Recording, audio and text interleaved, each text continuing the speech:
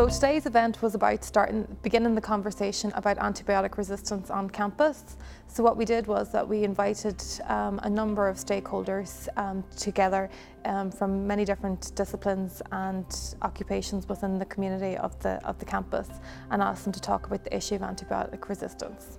So hopefully after today we'll be able to have a map of solution that has been developed for people that work and study on campus that can be rolled out and develop some solutions to the problem.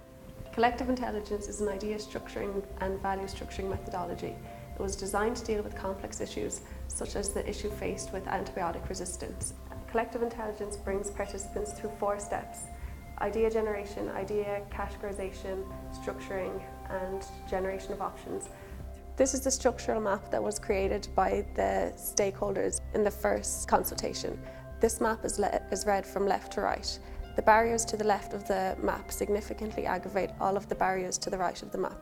So lack of ownership is one of the first barriers, and this significantly aggravates all of the barriers right down to the last barrier, which is overuse of antibiotics. We all get illnesses, colds and flus, but whether we actually really need to go to taking an antibiotic is something that we should probably consider more strongly before we actually go to the prescriber. And we should look at other options that might help as well. And there are other treatments available for the more minor end of the illness spectrum. We don't realize that a cold cannot be cured with an antibiotic. It will run its course, it will go off in a week or so. But no medicine can work for it, there's no cure for it. But we go to the doctor and really force him that we need a medicine. And given that we have free healthcare system on the campus, we tend to abuse it at times. Students are generally, they're anxious to obviously do well in college. They don't want to miss lectures, some of them, and so they might come into class even though they should be in bed. So they want to take an antibiotic even though they mightn't really need it, because they don't want to miss the exam, or they're afraid of not recovering without the antibiotic quick enough.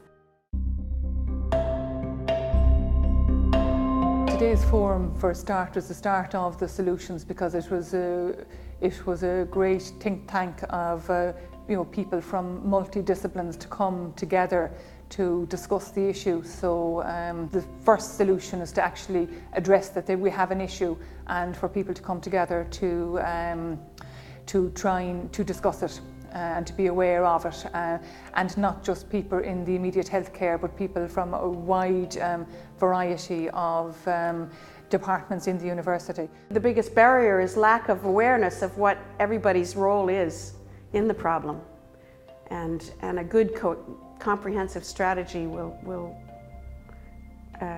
address that. If there was public reporting from the GPs on how much antibiotics they use, say per person, you could compare the amount that different GP practices use, and thus almost have a league table of sorts. So that might encourage GPs to cut down on how much antibiotics they do prescribe. If they informed their patients more on the difference between viruses and bacteria, that the patients would then be aware that the antibiotics won't solve a simple flu or a simple cold. One of the solutions that I propose is that we get a group of people together, a task force, on writing a strategy and implementation plan for the university management team that sets out a number of actions and recommendations to deal with the issue of antibiotic resistance on campus and how we solve it. Some of those recommendations will be cost neutral, they'll be innovative. Teaching practice will be involving lecturers, but also teachers in schools. It's something that could be rolled out to primary and secondary levels.